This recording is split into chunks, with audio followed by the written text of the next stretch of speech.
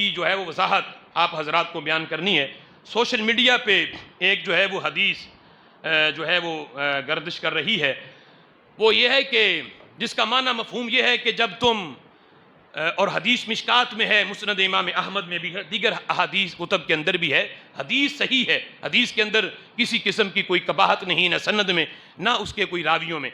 حدیث یہ ہے کہ جس کا معنی مفہوم یہ ہے کہ کتاب الصوم میں وہ حدیث ہے کہ جب تم سحری کے وقت مؤذن کی اذان کی آواز سنو تو ہاتھ میں جو چیز پکڑی ہے اسے رکھو نہ، بلکہ اس سے اپنی حاجت پوری کر لو۔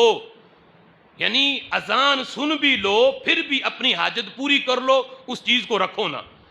اس سے غلط فہمی یہ ہوئی کہ کچھ لوگوں نے یہ سمجھ لیا کہ شاید اذان ہو فجر کی، یعنی سحری کا وقت ختم بھی ہو جائے، جو چیز ہاتھ میں آ گئی بھلا وہ پوری روٹی کیوں نہ ہو وہ کھا لو تو کوئی بات نہیں، روزہ ہو جاتا ہے۔ اور باقاعدہ میرے علم میں آیا کہ کچھ لوگوں نے اس پہ عمل بھی کیا اور عمل کر کے اپنے روزے بھی خراب کیے اور کہا کہ دیکھو یہ حدیث ہے۔ حالانکہ حدیث سمجھنے کے لیے سب سے پہلے یہ دیکھنا ہوتا ہے کہ اس حدیث کا شان نزول کیا ہے۔ جس طرح قرآن کی آیات کا شان نزول ہے، اسی طرح احادیث کا بھی شان نزول ہے۔ پھر یہ دیکھنا ہوتا ہے کہ یہ فرمان کن کے لیے ہے۔ اب یہ حدیث کا معنی جو آج لوگوں نے سمجھا، یہ معنی اگر لیں تو پھر تو یہ قرآن کی نص قطعی کے مقابلے میں ہے۔ قرآن کہتا ہے کہ اگر جو ہے وہ ڈورا جو ہے وہ فجر کا نکل آئے تو پھر کھانا پینا چھوڑ دو، اس سے پہلے پہلے کھاتے پیتے رہو۔ اب وہاں تو یہ قید ہی نہیں کہ ہاتھ میں پکڑی ہو یا نہ پکڑی ہو۔ رب ذوالجلال نے سورہ بقرہ کے اندر واضح طور پہ اس کا ذکر کیا۔ اب حدیث کا مطلب کیا ہے؟ تو حدیث کا مطلب محدثین نے بیان کیا کہ مطلب یہ ہے کہ یہ فرمان رسول اللہ کے زمانے کے ساتھ خاص ہے کہ جب اس دور میں اذانیں دو ہوتی تھیں، ایک اذان حضرت بلال حبشی دیتے تھے اور ایک اذان حضرت ام مکتوم نبینہ صحابی تھے وہ اذان دیتے تھے۔ حضرت بلال حبشی اذان تہجد کی دیتے تھے اور ام مکتوم اذان فجر کی دیتے تھے۔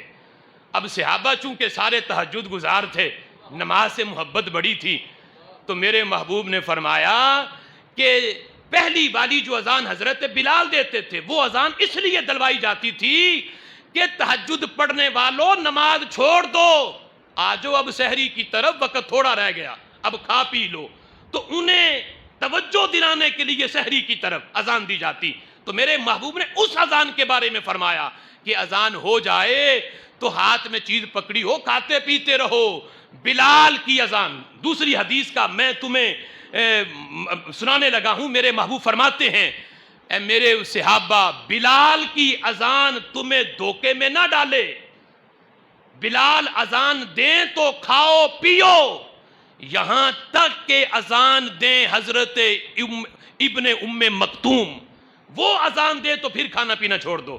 تو پتہ چلا آج جو اس حدیث کا مطلب نکالا جا رہا تھا کہ فجر کی اذان ہو جائے، اور عام طور پہ فجر کی اذان شروع ہی تب ہوتے ہیں جب جو ہے وہ سحری کا وقت بالکل ختم ہو جائے، پہلے اعلان ہوتا ہے کہ کھانا پینا چھوڑ دیں، وقت ختم ہو گیا پھر اذان۔ یعنی اذان جو ہے وہ وقت کے ختم ہونے کے بھی 1 منٹ بعد ہوتی ہے۔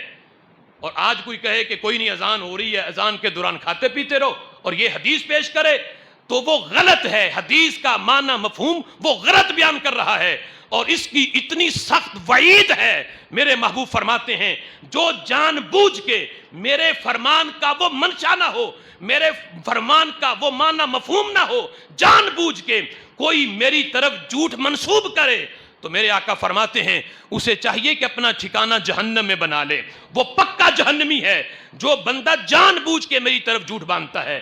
اس لیے حدیث جب کوئی آئے اس طرح سوشل میڈیا پہ تو خود محدث نہ بن جایا کریں، کسی عالم دین کے پاس جا کے سمجھا کریں کہ اس حدیث کا مطلب کیا ہے، یہ کن کے لیے ہے، اس کی حیثیت کیا ہے، اس کا معنی مفہوم اور صحیح مطلب کیا ہے، وہ بتائیں گے۔ لہٰذا جن لوگوں نے اس حدیث کی بنیاد پر اس پہ عمل کیا اور اپنے روزوں کو خراب کیا، ان پہ یہ لازم ہے کہ جتنے روزے اس بنیاد پر ان کے خراب ہوئے ہیں وہ بعد میں ان کی قضا بھی کریں۔